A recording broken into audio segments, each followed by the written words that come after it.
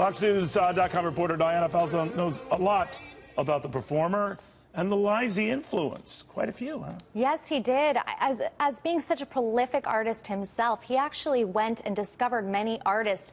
People know Carmen Electra famously as Carmen Electra, but he actually made her. He gave her a stage name. She was just a small-town American girl living her life as Tara Patrick, and Prince noticed something in her and made her a superstar, an artist. He did the same with Sheena Easton. You got the look. Oh, remember wow, that famous yeah, song? Sure. I mean, the part about when you have an artist like Prince who passes away, and this is similar to Whitney Houston, the way that we celebrate their legacy is sometimes singing along to the songs that are part of our life's landscape. Well, we'll hear a lot of those, and we already have. I mean, but where does he rank? I know 100 million albums certainly puts you in the top 10. Yep. I didn't know that other little stat about him, that #1 album, #1 movie, #1 single, all at the same time. Academy Award. Right. Yeah. So he is in a sort of a rarefied atmosphere. He really is when it comes to artistry. Also, he was incredibly, you could say he was a prodigy when it came to instruments. He locked himself in his home. He's very reclusive, and he was able to play many, many different instruments.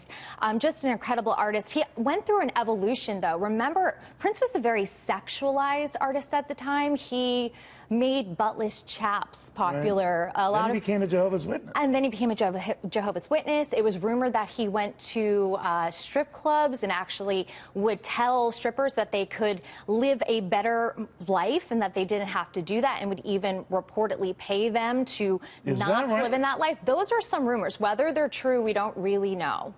He kept politics to himself, but he was...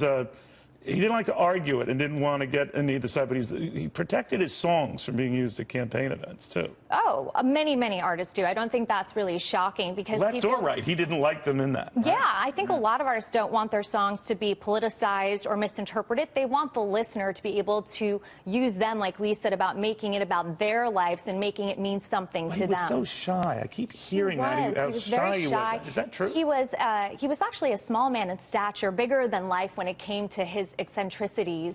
But yes, he was very quiet. He didn't like to go out a lot. But let's also not forget that when he was on stage, you don't want to mess with Prince. Kim Kardashian had a little bit of an incident when he pulled her up on stage and he said dance, and Kim just froze and didn't dance, and it became part of the Keeping Up with the Kardashians, how Prince snubbed Kim K. Is that right? It is right. How do you think he's going to be remembered?